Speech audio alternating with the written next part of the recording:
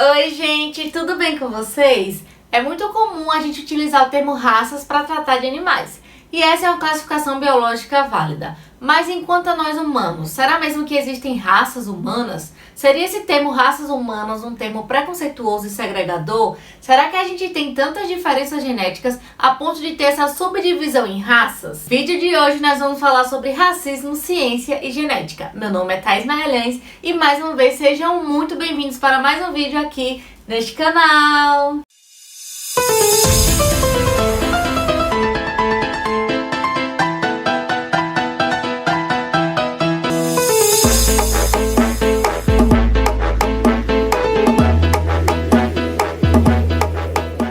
Antes de começar esse vídeo, já deixa o seu like que me ajuda muito. Se você é novo por aqui, seja muito bem-vindo. Se inscreve aqui embaixo que a gente tem 2 vídeos toda semana. E não esquece de ativar o sininho para receber notificação sempre que tiver vídeo novo por aqui. Bom, para a gente entender o ponto desse vídeo é necessário com que a gente faça uma breve análise aí do contexto histórico. Já que o termo raça não é um termo fixo, o seu significado está atrelado às circunstâncias do contexto histórico. Nas ciências naturais, o termo raça foi utilizado pela primeira vez na zoologia e na botânica, para classificar animais e plantas, só que aí esse termo começou a ser utilizado na espécie humana. No latim medieval, o termo raça significava linhagem ou descendência, e era utilizado para classificar as pessoas em diferentes classes sociais. Já na França, o termo era utilizado para separar a nobreza dos plebeus. Lá no século XV, com a descoberta da galera lá da América, da África, da Oceania, os europeus, que se achavam a última bolacha do pacote, começaram a questionar, será que essa galera que tá aparecendo aí são seres humanos como nós? E os europeus lá, religiosos, falavam que para aceitar, como se eles tivessem que aceitar alguma coisa, para aceitar que eles eram da mesma espécie, eles tinham que comprovar isso com base em Adão. Ou seja, essa descendência era comprovada lá com base nos 3 reis magos, onde cada um dos 3 reis representavam as 3 possíveis raças, que eram a negra, a branca e a amarela. E os índios então eram incógnita porque não eram representados por nenhum dos reis magos. E aí veio o iluminismo no século XVIII, que falou que a cor da pele seria o critério fundamental para dividir as pessoas em diferentes raças. E não satisfeito em fazer isso, ele falou bem assim: além de dividir, bora pôr em hierarquia. Para eles, a raça branca era a raça superior, porque era formada por pessoas mais inteligentes e tinham as melhores características. Por isso, a raça branca estava apta a dominar as outras raças, principalmente a raça negra, que na visão deles era composta por pessoas menos honestas e menos inteligentes. E aí vocês já imaginam a merda que isso deu, né? Para os europeus existia um padrão baseado neles. Então tudo aquilo que era diferente da sua língua, da sua cultura, da sua religião, dos seus traços físicos, era inferior. Já não bastava roubar o nosso ouro e ainda me vem com essa pataquada, né? E aí a galera da Europa começou a utilizar essa ideologia aí, tendo como fonte as vozes das cabeças deles. E aí com isso de raça aquilo, raça isso, os naturalistas começaram a estudar porque queriam explicar de onde é que vinha tantas diferenças na espécie humana. E aí eles se dividiram em 2 grupos: os monogenistas e os poligenistas. Os monogenistas se baseavam na Bíblia, e para eles a origem de todo homem aí, de todo canto do mundo, era uma só, veio de uma única fonte. Já os poligenistas acreditavam que o homem era tão diferente porque surgiu cada um aí de um canto do mundo. Foi somente com a publicação de Darwin, lá em 1859, intitulada A Origem das Espécies, que diminuiu aí essa rixa de poligenistas e monogenistas. Porque nos estudos de Darwin ele chegou à conclusão que toda a espécie humana tinha um único ancestral comum. Aí vocês devem estar pensando, ai que bom, então com os estudos de Darwin acabou aí essa pataquada de raça isso, raça aquilo, um é superior, outro é inferior. Não, as pessoas pegaram as ideias de Darwin e falaram assim, bora distorcer. Fizeram isso. Pegaram as ideias de Darwin e começaram a interpretar de uma forma completamente preconceituosa e concluíram, segundo as vozes das cabeças deles, que existiam hierarquias de raças e que uma raça era mais evoluída que a outra. Sério, concluíram isso da obra de Darwin. Isso, é claro, gerou ainda mais racismo e aí a história ainda piora, porque vem agora o racismo científico. No século XIX veio um francês chamado de Francis Galton, que era lá meio primo de Darwin. Sim, eu também não faço ideia do que significa meio primo.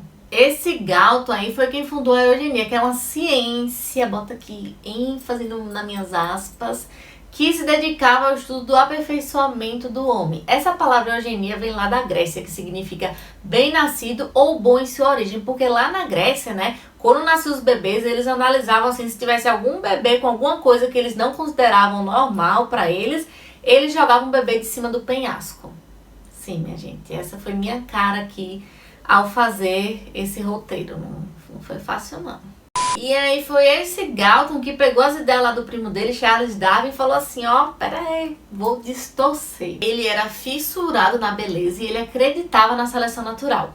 E para ele tudo era genético, tudo poderia ser passado entre as gerações. As características físicas, econômicas, culturais, linguísticas, tudo para ele era hereditário. E aí ele juntou as ideias dele, mais os estudos de Darwin e falou assim, galera, o ser humano pode ser aperfeiçoado. Perfeição, no caso, segundo a cabeça dele. Segundo ele, a genética poderia resolver os problemas sociais e econômicos. E para isso, as pessoas que eram mais aptas eram as pessoas que deveriam então passar os seus genes para as próximas gerações. Essa pseudociência propunha o quê? O embranquecimento. Para ele, então, quem deveria passar os seus genes eram os europeus, os ricos, os brancos e as pessoas que para ele eram consideradas menos evoluídas, como os negros, os índios, os pobres, não deveriam passar os seus genes porque então ia fazer com que a sociedade fosse uma sociedade menos evoluída. Ai, tá me doendo falar essas coisas. Então ele chegou lá no meio da galera e falou, galera, só pode se reproduzir quem for rico, branco e europeu, porque vai passar os seus genes e nossa sociedade vai ser Topperson das galáxias. Então, segundo eles, os europeus, brancos e ricos tinham que ser estimulados a passar os seus genes e as outras pessoas não poderiam reproduzir. Eu tô rindo porque, cara, é cada coisa que chega a ser piada. Resumindo, essa eugenia aí não passou de um racismo disfarçado de ciência. Por isso que ela é chamada por muitos aí de racismo científico. Porque ela propunha essa seleção sexual aí de pessoas ricas e pessoas brancas. E mesmo tendo surgido lá na Inglaterra, vocês já sabem aquele ditado, né? Notícia ruim... É como diz aquele ditado, notícia ruim se espalha rápido, então ela começou a se espalhar pelo mundo. E sabe o que é que tinha de embasamento científico aí nisso? Nada, nada, nada, nada. Pois é. E os absurdos não param por aí. Cesare Lombroso trouxe o conceito de criminoso e para ele a criminalidade estava na genética. Para ele, as pessoas já nasciam criminosas, ou seja, era possível já identificar um criminoso com base nas suas características físicas, na sua fisionomia, ou seja, no fenótipo. E adivinha aí como é que era esse fenótipo desse criminoso? Para ele, a pessoa criminosa apresentava uma mandíbula volumosa, uma simetria facial e cor da pele, cor de cabelo e cor dos olhos escuros. Então, para ele, a sociedade já poderia prender esse criminoso aí com base em estigmas, antes mesmo da pessoa ter feito algum crime. E aí eu fico em dúvida se eu estou no contexto histórico ou se eu estou no presente, né? E outro pensador também, se é que eu posso chamar esse povo de pensador, foi Ernest Haeckel, lá no século XIX. Para ele existia assim essa hierarquia entre raças e que no topo dessa hierarquia estavam as pessoas que eram negras e os judeus. E ainda aí nesse século XIX chegaram ao extremismo aí disso de raças, onde falaram que os europeus, os indianos e os africanos eram espécies diferentes e que os africanos eram espécies mais próximas dos macacos. Esse é o vídeo mais difícil que eu já fiz para esse canal, viu? Porque eu tô falando essas coisas aqui revoltada. Isso acabou gerando a raciologia, que ganhou muito espaço ali no início do século XX. E raciologia é esse ato aí de classificar os seres humanos em diferentes raças. Aí vocês devem pensar, então ela surgiu para explicar a variabilidade que existe aí dentro da espécie humana. Não foi para isso que ela surgiu. Ela servia para justificar, legitimar e normalizar esse sistema de dominação de raças humanas. E sabe quem utilizava isso? Hitler. Eu não sei se eu falei certo, mas não vou nem me dar o trabalho de ver se eu falei certo e nem de botar a foto desse homem aqui no canal. Pensa comigo, teorias raciais, mas um forte nacionalismo gera o quê? Isso mesmo, o nazismo. O nazismo se baseava aí nessas ideologias, nessa falsa ciência chamada de eugenia, para justificar todo o mal, todas as atrocidades que fizeram aí pro mundo. Hitler, com esse negócio aí de raças e que existia raças superiores, acabou levando ao extermínio de mais de 11 milhões de pessoas de raças inferiores. Vocês estão entendendo? Portanto, a raciologia e a eugenia tinham um conteúdo muito mais doutrinário do que científico. E sabe o que é pior? Elas eram consideradas ciências.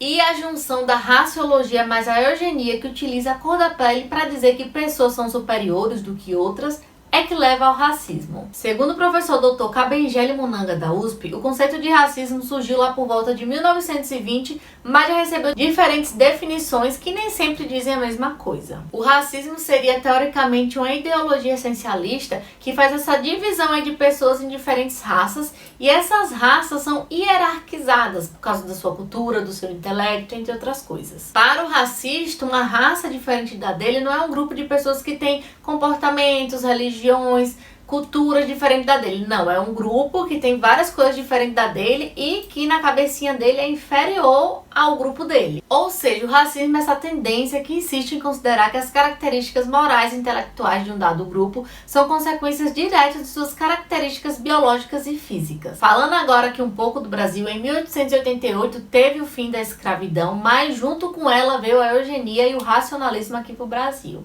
Eu me questiono, por que não deixaram a gente aqui quietos? Quando os escravos foram libertados aqui no Brasil, não houve nenhuma política pública para falar assim, ó, vem, a gente tá te inserindo aqui na sociedade. Não. Simplesmente não se importaram, não fizeram nada e eles não foram incluídos em nenhum aspecto aqui no Brasil. E aqui também chegou uma fake news de sangue ruim. Cadê a galera de Harry Potter?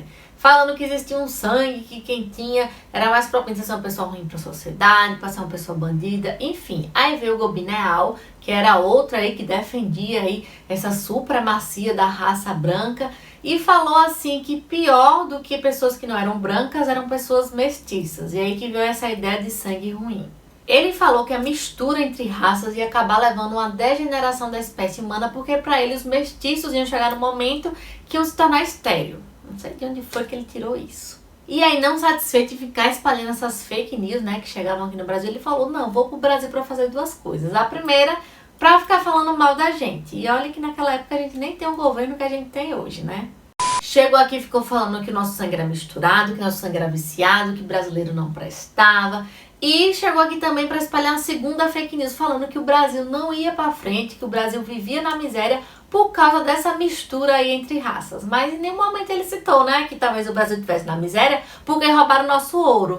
E aí depois então de plantar essa sementinha aí do mal, falando que miscigenação era ruim, o Brasil pensou, então a solução pra gente tá o quê? No embranquecimento. Valeu aí, viu, Gobineau. E então, em 1918, foi criada a Sociedade Eugênica de São Paulo. Ou seja, minha gente, até pouco tempo atrás o Brasil tinha essa política aí de embranquecimento da sociedade. É por isso que quando a gente fala de racismo aqui no Brasil, a gente tá falando do racismo estrutural. E ainda tenho que ficar ouvindo, mas eu não sou racista, mas o racismo não existe. Provavelmente se você fala essas frases aí, você também deve acreditar que a Terra é plana. E a apoiador dessa eugenia aqui no Brasil não faltou não, viu? Viu o Renato Kell, que era fã de carteirinha de Francis Galton, tanta gente pra ser fã, né? E apoiou essa eugenia aqui no Brasil com o quê?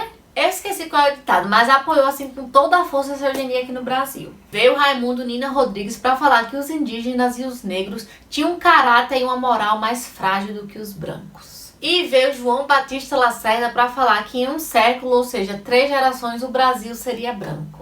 E isso eu tô falando há pouco tempo atrás, tá? 1918. Ou seja, fizeram de tudo e mais um pouco pra falar que só as pessoas brancas e ricas, ou seja, padrão europeu, que podia passar os seus genes adiante. E isso acabou gerando segregação, exclusão e violência. E na verdade gera até os dias de hoje. Não é normal uma população feita de 54% de pessoas negras quase não ter representantes negros ocupando cargos importantes aqui no país. A gente não pode naturalizar isso, a gente tem que ter consciência do quanto a nossa dívida histórica é imensa. Só para vocês terem noção, Carlos Antônio Costa, sociólogo, fez uma pesquisa e viu que a probabilidade de um negro e um pardo pagar por um crime é muito maior do que um branco pagar, mesmo tendo cometido o mesmo crime. Isso tudo que eu falei aqui fez com que esse ódio de raças, de que há uma raça superior que a outra, fosse se espalhando pelo mundo, não só aqui no Brasil. Como, por exemplo, as pessoas com preconceito com muçulmanos e judeus, os israelenses querendo atacar lá a Palestina, algumas pessoas falando que algumas doenças estão ligadas a raças, como a anemia falciforme, enfim. E aí, no meio disso tudo, veio a genética e falou: só besteira. Eu já disse pra vocês o quanto que eu amo a genética hoje. Um estudo realizado no ano de 1972 por Richard Lewontin, que era biólogo evolucionista, geneticista, matemático, comentarista social, enfim, era tudo e mais um pouco. Esse estudo, Richard fez uma análise estatística utilizando 17 marcadores, que são os que nos permitem ver diferenças ali entre os DNAs que estão sendo comparados, ou seja, nos permite estudar a variabilidade genética. Ele fez isso pegando ali proteínas do sangue de 7 grupos que eram tidos como raças. Para vocês terem noção, nós humanos compartilhamos 99,9% do nosso DNA. Então, o que tem de diferente entre a gente está ali contido no 0,01%. E foi com esse 0,01% aí que Richard trabalhou. Ele encontrou que 85,4% da variação é encontrada dentro dos grupos tidos como raça. E 8,3% surgiu como diferenças de grupos menores dentro desses grupos. E apenas 6,3% desse 0,01% é que pode ser utilizado para diferenciar esses grupos como raças diferentes. Ou seja, há uma maior variação genética dentro dos grupos tidos como raças do que entre as raças, o que inviabiliza. Resumindo, segundo a genética, raças não existem. Ao longo da história, sempre que grupos diferentes se encontravam, eles cruzavam, e esse compartilhamento de DNA fez com que toda a humanidade fosse apenas uma espécie. Então Richard, com esse trabalho, falou que o termo raça não tem um significado genético e que por isso ele não via motivo para ficarem utilizando esse termo. Ou seja, essa divisão aí em subgrupos de raças é biologicamente sem sentidos. E as diferenças comportamentais que a gente encontra aí nesses diferentes grupos não é causado por causa da genética. A invalidação científica do conceito de raça não significa dizer que todas as pessoas e todas as populações são geneticamente semelhantes. Mas nós não apresentamos tantas diferenças a ponto de sermos subdivididos em raças. E em 1998 veio a declaração sobre raça que falou, não tem isso não, esquece isso que não tem isso de raça não. Biologicamente nós somos todos iguais e a gente não tem uma clara demarcação ali de grupo nenhum. Segundo essa declaração, as variações físicas ocorrem de forma gradual. Por exemplo, o tipo de cabelo, ele pode ser encontrado em diferentes grupos, então não tem por que estar separando isso em raça de acordo com características físicas ou comportamentais, ou enfim, o que quiserem separar aí. Segundo essa declaração, a ideia de raça sempre carregou mais significados do que meras diferenças físicas.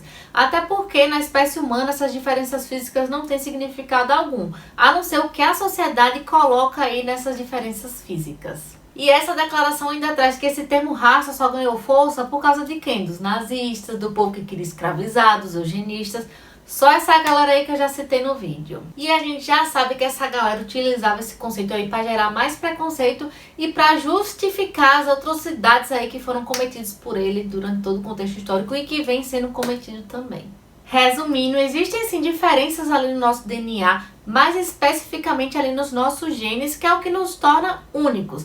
Mas essas diferenças não são tão grandes a ponto de subdividir a espécie humana em raças. E geneticamente falando, nós somos uma das espécies mais uniformes desse planeta. O comportamento cultural que muitas vezes é utilizado para definir uma raça, ele é aprendido quando a pessoa ainda é bebezinha. É a mesma coisa que uma língua, ninguém nasce sabendo falar. A depender da língua que você vai ensinar, a criança vai aprender. Mas afinal, utilizar ou não o termo raça? Alguns biólogos chegaram a sugerir para não ser mais utilizado esse termo raça. Como a gente já viu, na biologia esse termo não faz sentido algum. Mas para as ciências sociais ele faz e muito. As ciências sociais concordam lá com a biologia sobre a inexistência científica do termo raça, mas para as ciências sociais se justifica utilizar esse termo como realidade social e política. Portanto, o termo raça é uma construção sociológica e uma categoria social de exclusão e dominação. Segundo Silvio Almeida em seu livro Racismo Estrutural, o termo raça é utilizado para naturalizar desigualdades, para legitimar a segregação e o genocídio de grupos sociologicamente tidos como minoritários. Ou seja, utilizar o termo raça é aceitável porque é a partir desse termo que a gente explica o racismo. E a raiz do racismo é política, econômica e social, e não biológica. Algumas pessoas também sugerem utilizar no lugar de raça o termo etnia, que significa pessoas que têm o mesmo ancestral em comum, a mesma língua, mas as pessoas também podem utilizar a etnia para continuar reproduzindo o racismo. É como diria o sábio Albert Einstein, é mais fácil desintegrar um átomo do que o preconceito. Eu vou ficando por aqui e a conclusão que eu tiro disso tudo é que, infelizmente, mesmo sendo tão próximos, tão parecidos, isso nunca foi suficiente para combater a escravidão, o nazismo, a eugenia e tanta coisa ruim que o racismo provoca no mundo e ainda vem provocando. Portanto, enquanto ainda existir pessoas racistas, pessoas que são contra políticas de ações afirmativas e pessoas que elegem representantes que geram ainda mais desigualdade, eu vejo que realmente nós somos muito diferentes. Eu vou ficando por aqui, um beijo, tchau!